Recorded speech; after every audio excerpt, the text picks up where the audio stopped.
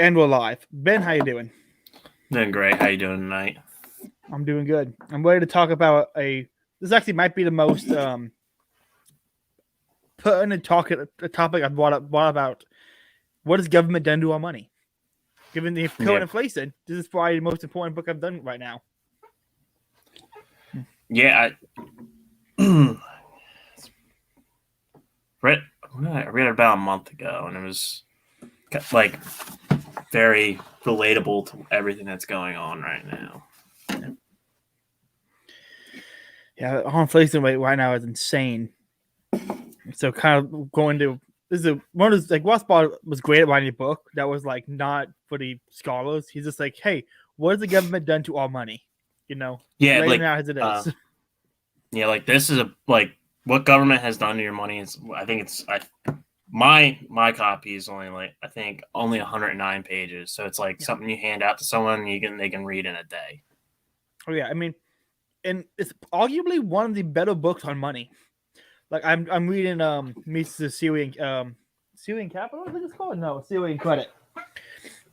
And it's money, Syrian Money and Credit by Mises, and it's deep and it's great. Rothbard sums it up so much better, so much faster. Yeah, that's what I've noticed about Rothbard. I do have The Theory of Money and Credit on my bookshelf right next to me. I haven't opened it yet. I'm kind of an idiot that just buys a shit ton of books at a time, and then I've read 5 of those. I read 5 of those, so I feel you.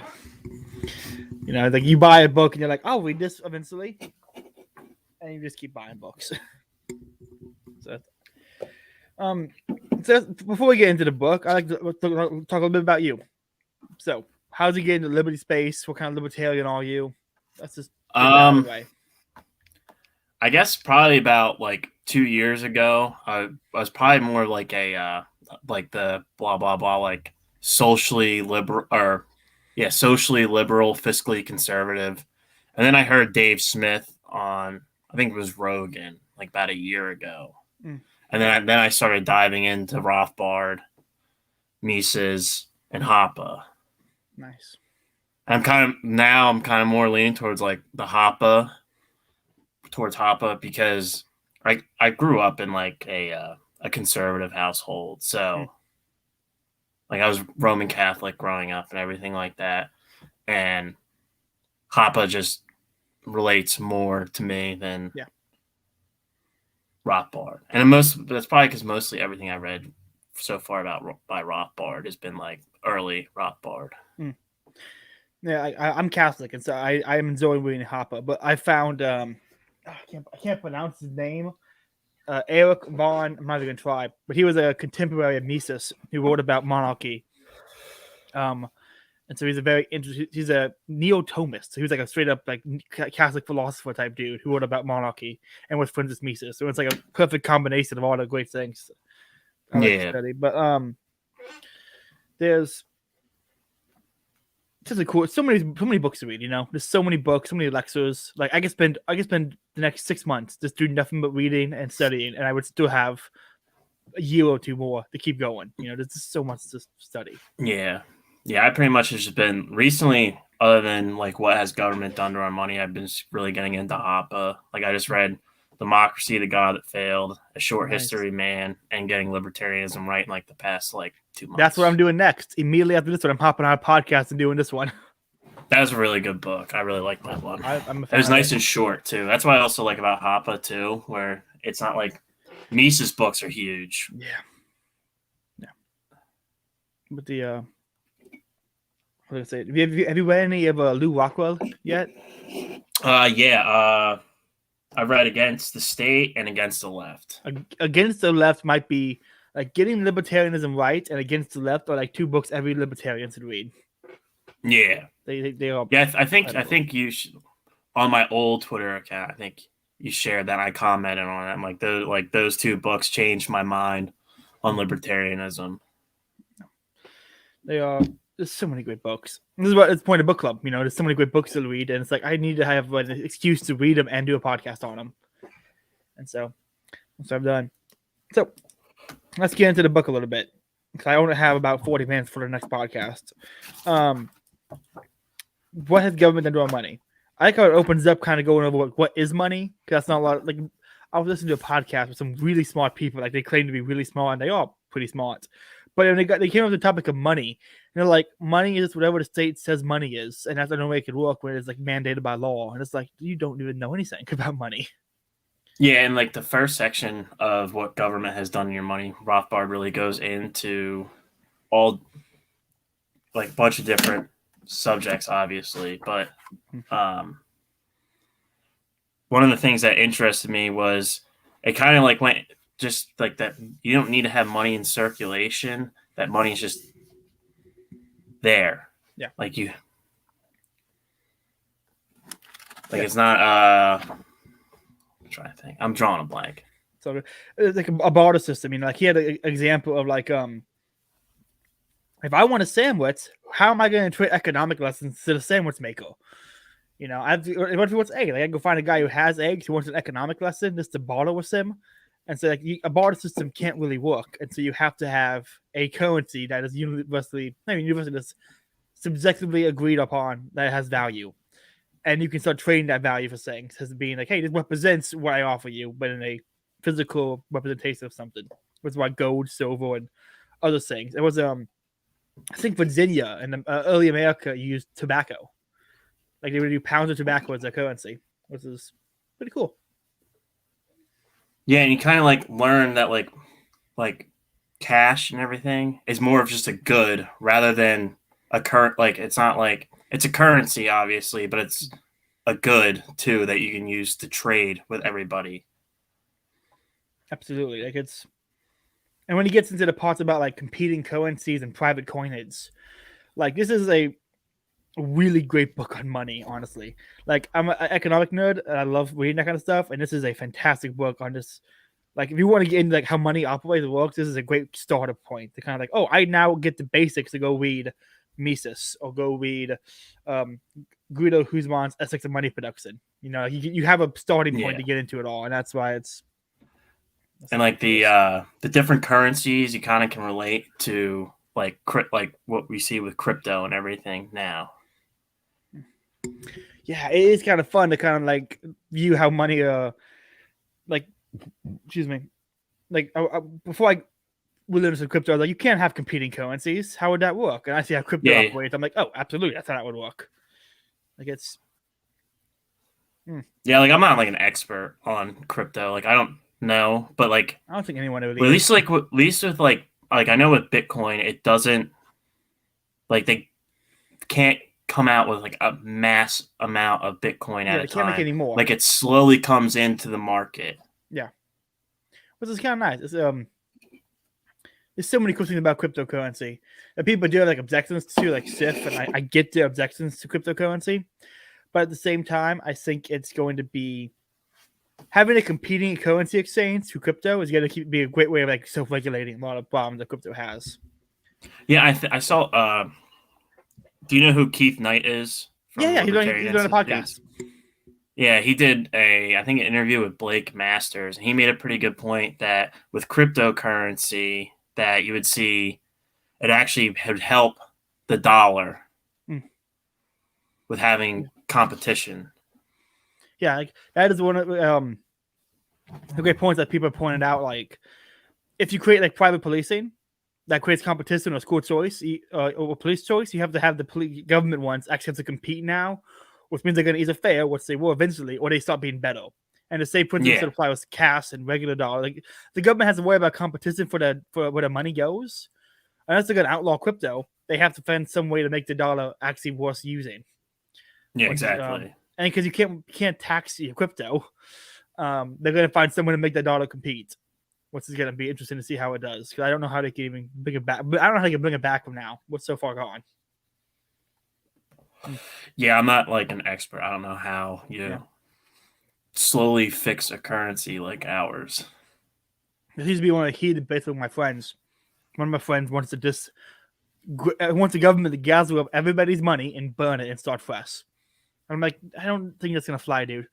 They did it with gold. It'd be nice. It was gold, and it wasn't nice, but it'd be nice if they could do that. But the problem is, like, if our currency like crashed or anything like that, like it became absolutely worthless, like in what country was that? Weimar, Germany. I think so. They were getting paid on the hour when they had wheelbarrows of cash to buy a head of cabbage or something. Yeah, where they were actually, it got to a point where it was cheaper to burn their money rather than using coal. Whew. That's a scary thought. I don't like that idea at all happening here. No, I like we wouldn't like it would not be good, and that's No. pretty much like how like that has pretty much how like Hitler came into power was because you had bad economic issues compared to like Like that's one of the things. Like I don't get autistic about libertarian. Like people saying stupid things about not like libertarian ideas. You know, like when you hear crowd comment, like, "Oh, all you libertarians are the selfish people who want to smoke weed, who wants to Iron Man." Like I don't care when people have really stupid takes, but when you have stupid takes on economics, that's when I spreads out a little bit. I'm like, no, this is not that complicated. It's simple, and it's very important. Like it's not hard to get it. And people have this like really stupid economic ideas. I'm like, shut the fuck up and listen to me. This is ridiculous. Yeah, Austrian economics is like the basic understanding of Austrian economics. Like if you like really just stopped and thought about it for a couple of seconds, like wow, that makes a lot of sense. Yeah. Like, oh, why is the dollar worth not that much? Well, there's more of it in production. Yeah. It's gonna lower the value. It has less of I draw blanks all the time. It's all good, man. No, I love. I understand the basic economic stuff. Seeing people like Richard Wolf or other people on Twitter say inflation is when greedy businessmen raise their prices. You're just like, how do you have a degree? You have a degree in this and teach classes. I don't know how whenever someone says, "Oh," like I think Biden tweeted out like 17 economists loved the Build Back Better plan. I was like, yeah, well, they're not from the Austrian school. Even as a Chicago so I really don't care. Yeah, or the Chicago school. The Chicago school would be like, yeah, this is a shitty bill. Yeah, even they would be. I mean, even as terrible as they are in so many things, they would spot it. You know, like these modern monetary guys or these Keynesians. Like, this is a great book. Hold on.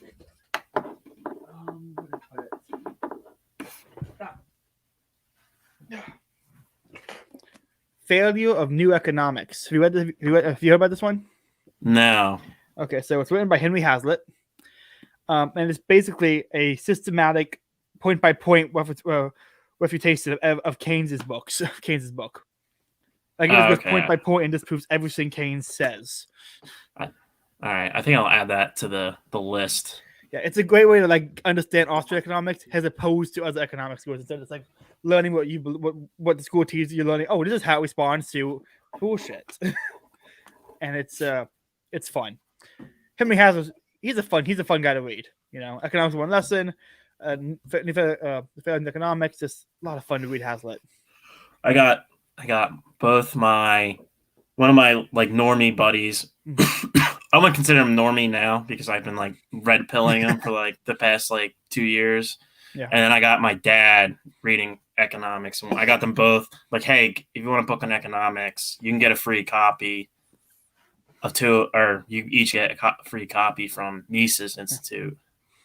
Yeah, I ordered 12 and gave them out around my college I was going to the time. I was like, I'm gonna start a book club, try to get people reading this. I gave out 11 copies. I think only one guy read it, and all he did was like say, "Well, actually, tariffs are good," and I'm like, "Explain why?" And he went, "Well, because Shapiro knows that they were good." I'm like, "Okay, shut the fuck up." You're gonna just respond Shapiro. With yeah, Shapiro or was it? He's against tariffs. There's Knowles. No, maybe it was Shapiro. It's funny with Shapiro. He says the best. I'm pretty sure he said the best economics were the Austrian school. Yeah, I think I saw a tweet from him that said that. Yeah, but he didn't follow it up with saying he chooses Hayek over Mises.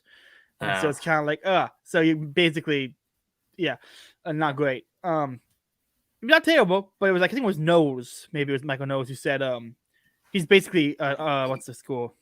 The American School of Economics. He's just Hamilton. By what Hamilton said on economics. That's his go-to. Which is why I used to be a Shapiro fan. Yeah, I think everyone who was even slightly right wing at one point was a Shapiro fan, and it's not hard. Yeah, He's great at mocking the left, and he's good on that. But that's what I liked about him. I really didn't care what else he had to say. I just cared that he owned the libs. yeah, that's why I found Gavin McInnes because I was watching those leftists against own compilations and seeing Gavin McInnes just tell a woman on Fox News, "Listen, you'd be happy if you went home and had kids." Like just hearing him say that to her face was like, "What the fuck?" Yeah, It was wild. that's crazy nowadays. Like, I wish Gavin McInnes would come back on Fox News. I wish Tucker would just be like, "Gavin, come on, I want to have you do some shit." Like I would love to see him like walk back into Fox News and just burn it down. that would be great. Yeah. So one thing I really enjoyed here is he kind of went over the whole like people will save their money. I hear that a lot. That it's like you shouldn't save your money because it's gonna And at this point now, you shouldn't save your money because it's devalued so quickly that there's no point in saving. Like I save money in Bitcoin. When I want to save, I put it. That's what I do as well. Yes, I keep $400 cash in like my regular savings account. That's if like my car breaks. I don't have to worry about transferring Bitcoin to that. But like any long-term savings is all going to crypto. Yeah, same. That's how I'm hedging against inflation. And that's a weird point. Like on one hand, the people who are always against like gold and stuff like that, is like, oh, you can't have it because people would save their money, and that's going to be bad for the market. Because like that just moves money from circulation, which in turn increases the money in value. Like exactly. It's very weird how they hate. I mean, what was it Keynes said? Who cares about the debt in the long run? We're all dead. Yeah, exactly. Like, what kind of attitude does that have towards saving? It's. I would love to see. Yeah, because I think because what is he? I'm pretty sure he puts it in like quotations for hoarding for that section. Yeah, I wish someone would take this book and basically write the same exact saying, but a little bit more emphasis on how mega corporations benefit from new printing of money. Because he touches on it a little bit, but I would love to see someone go deeper into how when money goes out and it's new inflationary money. New corporations get it first and use it before it devalues, and those who want a fixed income get hurt the hardest.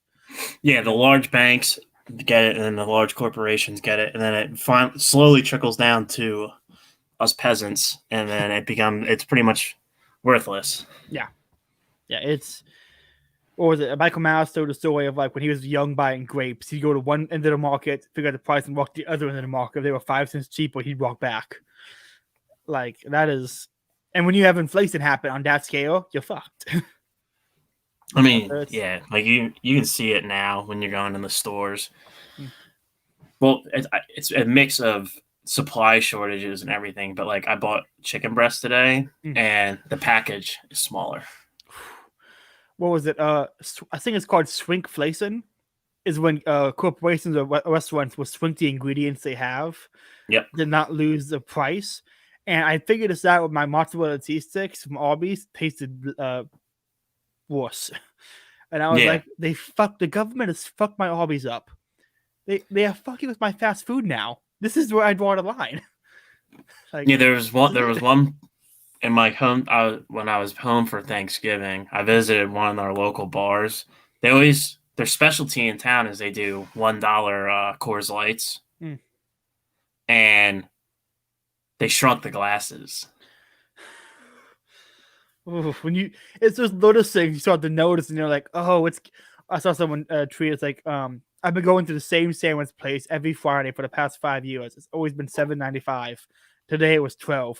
Something bad's gonna happen, isn't it? And it's like you can see it on the horizon, like, ooh, it's gonna be bad. Yeah, and it doesn't look like it's seeming like it's going to get any better anytime soon, especially with this administration. Yeah, the new COVID variant. Every time with the new variant, somehow we inflate more money. What was it, like 73% of all money in circulation was created within the last 2 years? Yeah, like which when you try to explain that to some people, they just don't understand that, and it's like there's more money, and that's why your money's not worth that much anymore. My favorite reaction is when you explain it to someone, they're like, but it still says $5 on it. And you're like, I'm not having this conversation with you anymore. You've lost it. I don't want to have this anymore. like had such a weird reaction when he explained like, well, there's more in circulation, so it's valued less. You know, there's like, but the store say 10. It's like Yeah. idiocracy. You know, it's like Yeah. Brendo. It's got what plant quave. It's got electrolytes. Yeah, that's a pretty like good explanation of everything. Like that movie, God, I love that Idiocracy. movie. That is a great movie. I watched it the other day, and I'm like, I want to get Ace to watch it and be like, so what's it like arguing with people on Twitter and have him watch Idiocracy? It's like, is Yeah, it like this? exactly. That's what it's got to be like. Yeah, like most like you see like watch the movie Idiocracy, and they're all NPC type people. Mm-hmm. And it's like you slowly see that, except in that movie, the only difference was they said the college educated people were the smart ones that weren't having kids, and it was the dumb hicks that were having kids, which I think we're seeing a complete opposite in our world. Is that it's the college kids that are coming out are dumb. Like they can't think of their own because they're things. missing. Yeah. What was it? Well, my favorite part of that movie is stupid logic, as I'm gonna call it. When they're like, water's good for plants. Oh yeah, they're not gonna ever see no plant going out of a toilet. And it's like that is a logical response if you don't see water ever being used to grow things. Exactly. But it's also very stupid. And it's like I feel like there's so many people now who are logical, but were inundated into such a stupid bullshit from like a public school to college. Where like, yeah, they're very logical and they go from point A to point B very clearly, but they just don't know reality. And so they're logical for their reality, but they don't exist in ours. So they can't actually be logical. Yeah, like it's weird with like college kids. There's no logic. Like that, it's pretty much like they just fall into egalitarianism. Yeah. Like it's excuse me. I think it's like extremely different compared to like when my dad went to college like 20 years ago. Like he told me he had like one like he knew was like a liberal professor. Yeah, I was going to college. I've since dropped it for a trade school instead because I'm like, what I want to do is I want to be a professor. I'm like, it's either going online, ain't gonna be a job in that market for the future. I'm not gonna waste my time on it. But dealing with these leftists, I mean, I had fun with it because I'm an asshole. We had a discussion group, and it was should free speech be allowed on college campus was the question. And someone said no because it can trigger people. Literally, it can trigger people and upset their feelings. And I commented saying, "You're a selfish person for not wanting, because you're so sensitive. I can't hear cool ideas. You are a selfish, terrible person." I commented that. I got in trouble because they were like, "You can't call people terrible in a discussion group, Caleb." I'm like, "But he is," and I can. Well, it's because no one wants. They don't. The reality is they just don't want their ideology. Yeah. They don't want that to be questioned. Mm-hmm. Yeah. Yes. I mean, in reality, I don't want mine to be questioned most of the time. I rather question it myself rather than have someone else question it, which I question my own all the time. But I feel like leftists, there's just nothing going on up there for them to question anything. Absolutely. It is. What was it? About to be like the language, but they want to always be circulating an echo chamber and not have anything questioned. It reminds me of I don't know, boomer comparison, but like 1984 and Brave New World kind of thing. Like I tweeted the other day. It's like I'm reading those for the first time, and it's hard not to be a boomer who points out how like that's like in 1984, that's like in Brave New World, you know. But it's hard not to do because it fucking is just like that. Like those people, Orwell and Huxley nailed it. And they predicted what the totalitarian future is going to be like, because it's not great. No. Yeah, as I've gotten older, it's like I catch myself saying like BoomerCon stuff, but I'm like, well, I'm still a libertarian, but like, I don't know, the BoomerCons sometimes make a lot more sense, especially with college campuses and everything. Yeah. Some of the shit coming from there, it's like, how don't you sound like a BoomerCon making fun of it? Yeah, BoomerCons. I mean, I have a love-hate relationship with some. I talk to them in person, and I'm like, yes, this is fun. You get it. You see reality. And you talk to one of them online, you're like, where the fuck are you from? What are you on about? No, Trump does not have a time machine. He stole from Nikola Tesla. Okay, that's not real. He's QAnon is fake. Like, it's so weird to have to deal with those people sometimes. They like the I don't know, I think that like the online Trump people are like a lot of them are nut jobs, but like when you go out into the public and you talk to Trump supporters, like a lot of them, like as soon as you start telling them they're like the war on terror is stupid, they're like, yeah, it's dumb, like it hasn't done anything, we're not any safer. Yeah. But I think though Bishop says it, like the Jacksonians were better than Andrew Jackson, and the Trumpers are better than Trump himself. Yeah. And that's why libertarians are different, because Ron Paul's better than all of us. Which is spot on. I'm actually reading, because it's so busy, he's got me reading books on the Jacksonian populist people, and like I'm going through the 3-volume history of Jackson right now, and it's like, yeah, I can get behind this. I can get behind this guy. In fact, like my most hated political figure in American history is Henry Clay. And Jackson at one point said his only regret was not suiting Henry Clay. Is like, yeah. I miss the days when a president would say, I regret not suiting him in the face. Like, can you imagine Trump said about Biden? Like, I regret not suiting the guy. Like, oh, be great. Yeah, I used to be like a big FDR fan when I was younger, and now I'm like, oh, yeah. That was me and Lincoln. Like, I like Lincoln. Yeah. And then I read Thomas Dillowin's book, and I was like, ooh, shit. Well, sucks. like Lincoln, like when you're in like high school or middle school and high school, like Lincoln's like pushed into your brain that he's the best president to ever live because he ended slavery. Yeah, I wish if I ever have kids, they're gonna have been taught so much nonsense from me that they're gonna be if they're ever like told, "Oh, Lincoln's good because he freed the slaves." They're gonna be like, "But he wanted to deport them to Cuba. He wanted to deport all black people." Like, exactly. I want to have my kids just yelling at the teacher. That'd be great. Well, that's like they say, history is written by the victor. Yeah. Back to the book, because we got off on a tangent there. Yeah, the books for the book club are really just like a stepping stone for an actual conversation. So, talk about barter, talk about hoarding. Talk about like one of the objections that people say is like, oh, you couldn't have private coinage because people would mess with the weight of how much it's worth by messing with the dimensions and the weight of the gold. And the government already doesn't do that. I mean, we have examples of the government literally putting out the same gold coin with less gold in it, So that's a dumb critique. At the same time, it's like you don't have a overseeing board for all screws and nails and bolts that come out that measure and make sure that this is 10 millimeter, this one is this one.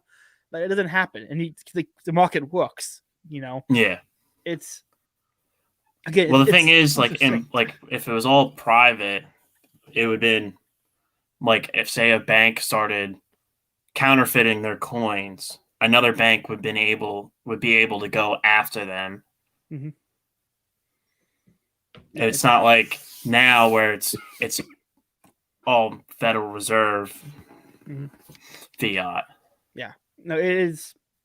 It's honestly, people like there's so much in this book that like our conversation about it is really just saying how great it is. Because he spells it out so clearly and so succinctly. Like, if you wanted to do a live reading of this book, you wouldn't have to have any commentary because there's nothing to add because he's so great at spelling it out for you. Yeah, and what's great about Rothbard, too, is other than him just being an economist and a libertarian, is he's a great historian, too. His 5-volume set of Conceived in Liberty, incredible. Like, I like him more as a historian than an economist. Yeah. He's so good at it. Well, that's what I love. Like once I found I got into like Rothbard, I was like, holy shit, he's a historian. Like that's what I always loved in high school, and everything was history. Yeah, it's so cool reading. Like so many people in the conservative movement, or other movements, are like they're very focused on like their one area, And like Ben Shapiro, for example, when he talks about law and legality and legal stuff, he's great on it. He talks about anything else, and it's like, you don't know what you're talking about. This is weird. You're just talking fast. But Rothbard, Mises, and Hopper, they were like polymaths. They knew everything, Yeah. Like Rothbard could talk about he wrote about natural law and natural rights from like a very Thomas Aquinas perspective, and it's like you were an atheist. Like he knew everything. It felt like Yeah, that's what's always interested me about Rothbard was like he spoke very highly of Christianity, but he was atheist. Yeah. His what was it? What's it called? Economic history of economic thought. The whole chapter on Aquinas, and it's great. It's a great reading on Aquinas. I mean, he was friends with who was it? There were two Catholic priests who were basically at the same college he worked at, and they would stay up to like 3 to 5 o'clock in the morning just talking about things. And he cited a lot of their works in Ethics of Liberty about natural law. So they were like libertarian Catholic priests. So they're pretty cool. Well, right, Hoppe has a speech where he talks about the 10 Commandments being better than the NAP, correct? I tweeted that video out yesterday. I was gonna say I saw that before you shared that. Yeah. It's good. I mean, I think that's so good. Like I'm like now like I'm not really like religious, but like I've always respected religion. But like I also came from like a Roman Catholic house where I kind of think that's where the basis of becoming a libertarian came from. Yeah, like I became Catholic this year. I've been fully Catholic 6 months, but I've kind of been like a fan of Catholicism and studying it for the past year and a half. And at the same time as I becoming Catholic, I was becoming a libertarian, and it's so much of it like this is how politics work, and this is the morality of the church. This is great. I have both ends, you know. That's something a lot of libertarians are missing. Is the very sin libertarians were like, no, my only moral framework is consent. You know, I don't care about anything else. But when you come at it from like a religious standpoint or any ethical framework attached to the libertarian part of it, it's like, no, this is what the government's to do. This is what everyone else should do. Like, that's good. That's not contradictory to say you have a belief of what people should do and what the government's to do, and they don't line up. That's not the same thing. Like, I don't think divorce should happen. I'm not a fan of getting rid of no-fault divorce laws. I think those laws are good because sometimes divorces do need to happen. But I think we should have stricter laws about people getting married. I think that's perfectly reasonable. I mean, like you see, like with the like the culture rot coming from like the left and everything. Like you ask them, like, were you ever religious? Like, did you grow up in a religious household? And 9 times out of 10, none of them were religious at all. Yeah. Or there was like no form of religion at all coming from that. And I've noticed that, like, because you can see it in the youth, because they worship the state. Well, the separation of church and state does not exist. The state's always going to have an intellectual class or some religious group that justifies it, and that's become for the progressives. That's become the institutions like colleges and universities, which is why when I say Woodrow Wilson was the first pope of the new progressive religion, he was a professor who became president.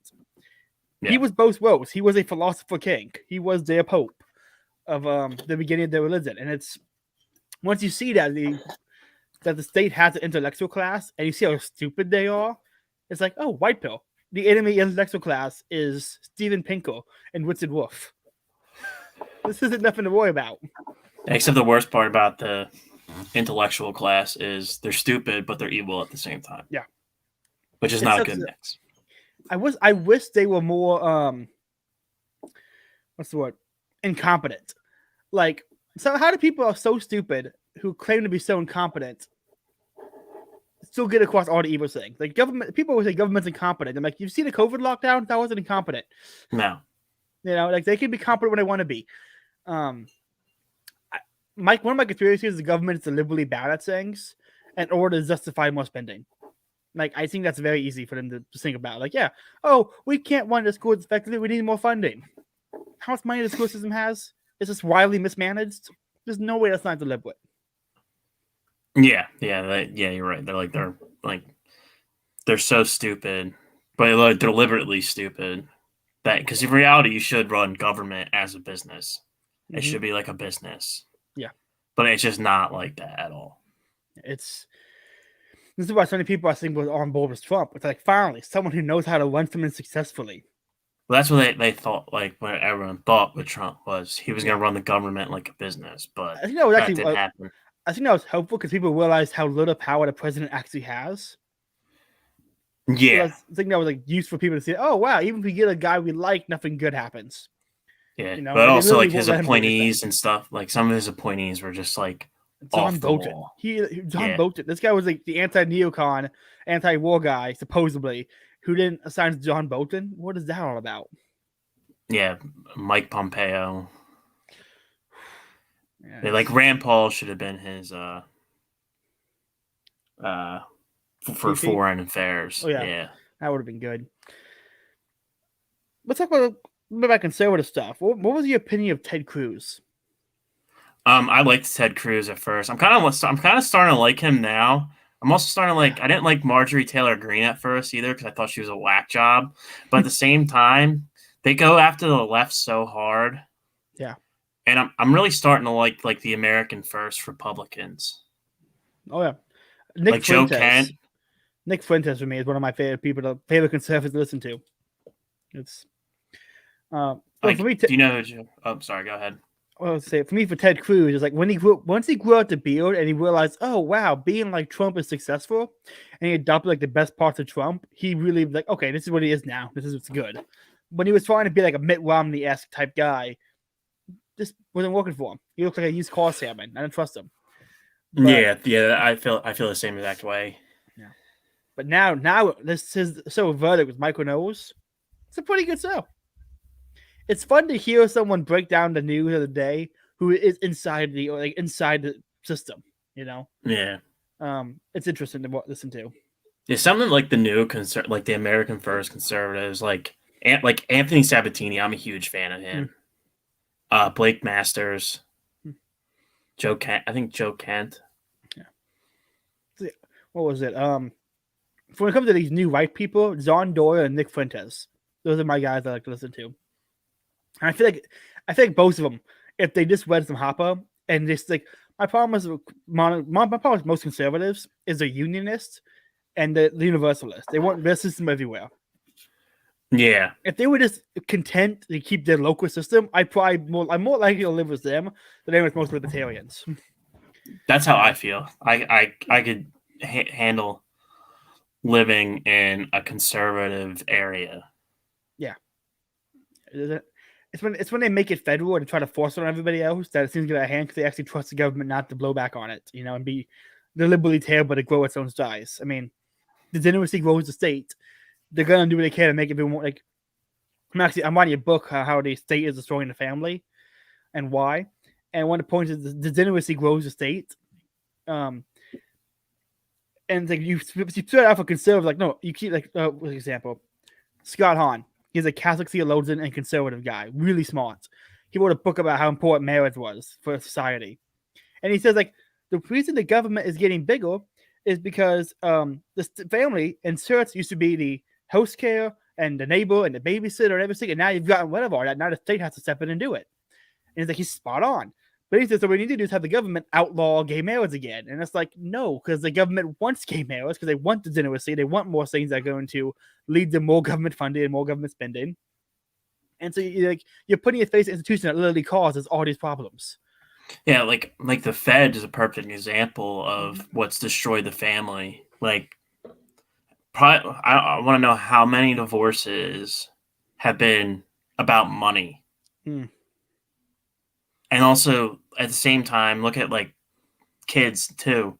Most kids are going home.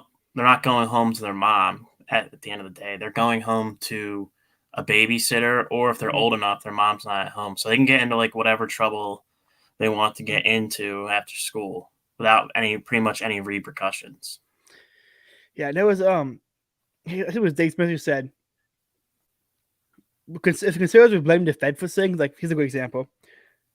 People are moving out of their parents' house and getting their own place because they can't afford a house because of the housing market. Was got completely destroyed because of the housing bubble, was only existed because the government needed to go to war on credit after 9/11 that they caused. So the government caused 9/11, paid for the war on credit, created a housing bubble, and then destroyed the housing market. So now people can't move out and start their own families to stay at home longer. Like the government is directly responsible for people staying at home longer. in the Yeah, sorority I mean, family. like It's insane. the majority of people I know, like, well, I live in an apartment, but Mm. like the majority of people I know, like before they even like married, if they want to move out of their parents' house, they need to be pretty much on their way to marriage to even think about buying a house. They can't just afford a house on their own. Yeah. No, You like have to have two incomes. my friend, only reason he had to move out is because he had a brother, a girlfriend, the younger brother, and the brother's sister. It took 5 people for him to get a house. Yeah, that's Um, how it is. I mean, I'm in Florida. A studio apartment here is $870 a month for a studio apartment. Yeah, I'm lucky. I'm in South Central Pennsylvania, which is pretty Mm. much where you hear people call Pennsylvania, Pennsyltucky. I'm in like the Pennsyltucky section, so like an apartment only costs me $780 a month with all my utilities included. That sounds nice. Like I had moved out and I had to move back in because I couldn't afford it. Like once COVID stuff started happening, it's like, well, I'm out of work now. I can't stay here. And so like even in like very rare case, someone actually is able to get out back in. Now I looked at it now, like the money I'm making currently, 20 years ago, I could have bought a house. Oh, Like it's insane. I could 20 years ago with how much I make, I could have afforded I'd probably have a brand new pickup truck.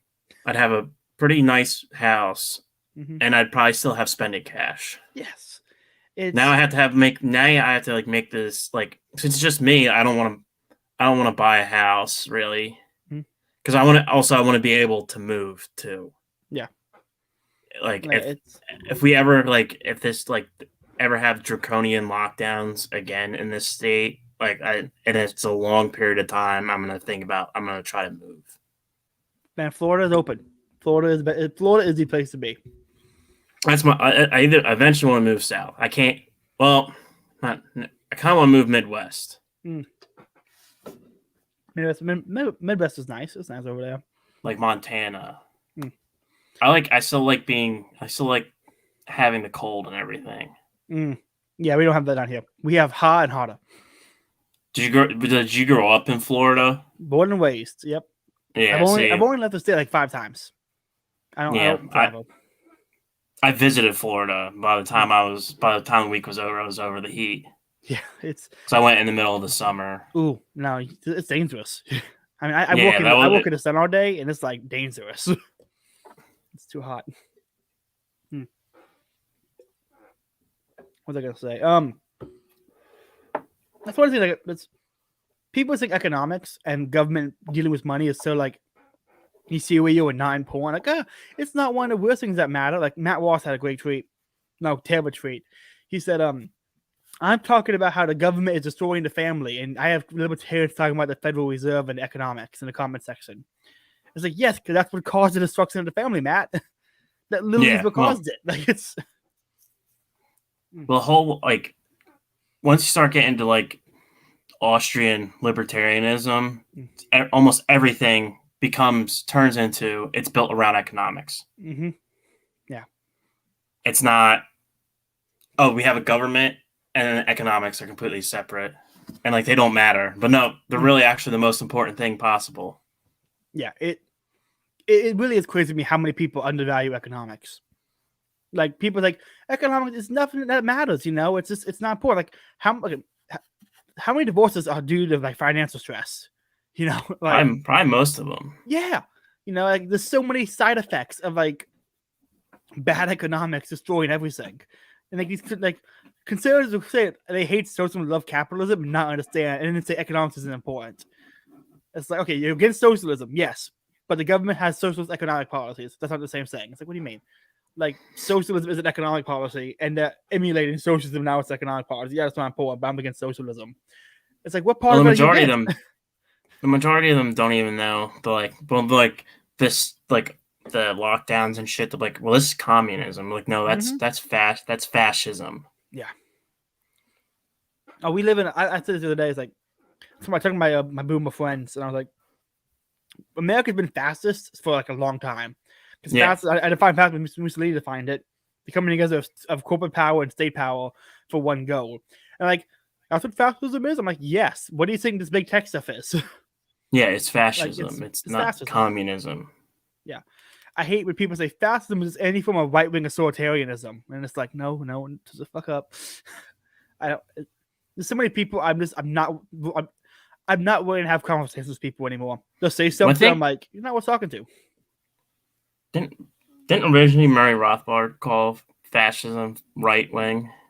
I think he did, but I think he developed on that point when he was in '90s Rothbard when he was much better. Yeah, because I'm reading egalitarianism and other essays, and what's that? It's the left, the right, and I can't remember the last part of The it. left, right, and prospects for liberty. Yes, It's a good one. Oh, it's a good one. There's so many good Rothbard articles. I mean, you can do this like every single day, tweet out a new one, and not get bored. Do you ever read his? Go ahead. You can. There's always Rothbard to read pretty much every day. Mm-hmm. You ever read his movie reviews? No, I haven't. Oh my gosh, they're great. He reviewed a indie French film, and he went on a tangent about postmodernism kind of thing. Like he just went on a tangent about like, is this how do I put it? Fake intellectual crap for like I can't remember it, but he went off on like fake intellectual movies that like you feel smart for watching it that really say nothing. Like he went off on French films. And it was just hilarious. We like 80s Rothbard ranting about French movies online. I've been what was that? Tho does the 90s Rothbard report, yeah. Yeah. That's every time I put that article on there, I'm like, ooh, finally something new. There's so many great. Again, as a libertarian, there's so much to read.